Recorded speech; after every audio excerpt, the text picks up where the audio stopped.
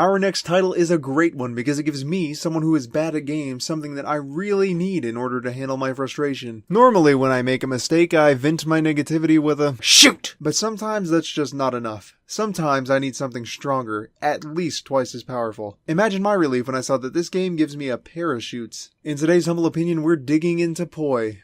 What? Poi?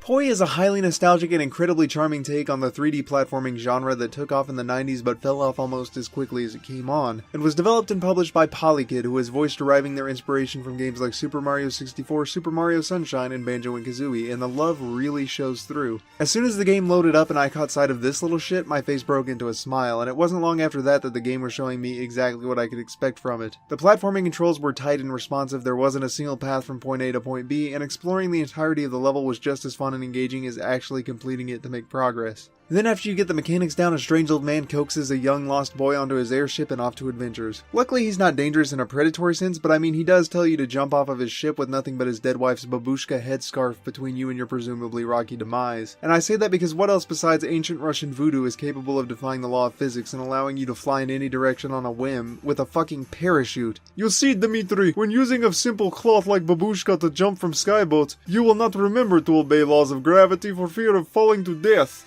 There are a few complaints that a few people seem to have when it comes to this game, one being that the game shamelessly rips off the mechanics of the 3D Mario games. In my opinion, this isn't necessarily a negative thing. I can't argue that there's any sort of innovation when it comes to controls, but what I can argue is that it's fine for them to do it. This game obviously is intended to be a callback to those kinds of games, and I see its use of familiar mechanics as less of a ripoff and more in the same vein of a fanfiction, which, as we've seen, is completely legal if you change some names around. Which transitions into the next argument of characters and story being generic and bland. What they've created isn't meant to be boring or bland, it's meant to be simple. I think that if they tried harder to make it more original, it'd feel like they were trying to hide what it really was. By being somewhat generic, they're not obscuring the fact that they've copied the mechanics, and instead they let you revel in the familiarity that they offer. It's like Nintendo's games were your mother, but when they stopped making them, she tragically died, and this game is trying to be your stepmother. She's saying, look, insert player name here, I know that I'm not your mother, and I would never think of trying to take her place, but I do love you, I do care about you, and I will do everything to make sure you're happy. Who wants a stepmom that tries to replace the fond memories of your actual mom?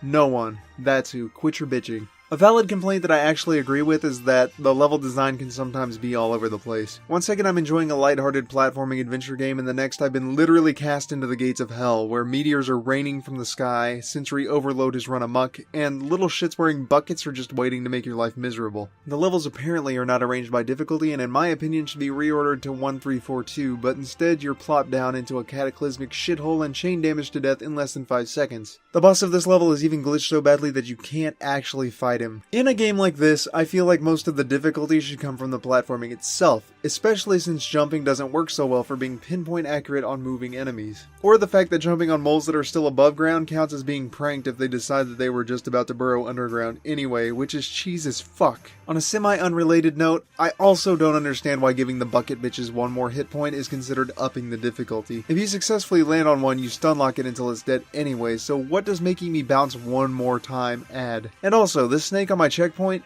Really? Normally you can find this nifty little early access title on Steam for $14.99, which is pretty fair considering it felt like a $15 game in its current state. If you don't want to risk that much on it though, you can always wait for it to go on sale for as low as $8.99, which is a good buy if you want to spend a few hours reminiscing for the evening. Gameplay for Poi earns an 8 out of 10. While it manages to capture the feel of the three-dimensional platformers that was inspired by, it doesn't quite have the same level of polish just yet. Frustrating difficulty spikes in the form of cheesy enemies and oversaturation of obstacles is something capable of breaking the hypnosis the game has placed on you in the first place, and could potentially turn off some people that would have loved it if eased into it a little more gradually. The fact that one of the bosses isn't even beatable is a huge letdown to those of us who enjoy finishing games to 100% completion, especially since it completely shuts down one of the Steam achievements. If you can look past those gripes though, it's got enchanting worlds to explore and relatively satisfying mechanics that will scratch the old school itch. And with the fact that it still manages to be this good while still in early access shows a lot of promise. A few tweaks and updates really has the potential to make this game shine. It also manages to capture the fun-filled innocence that comes with playing similar games of years past, which means it's also a perfect entrance point for younger players to experience the same sorts of magic that we had.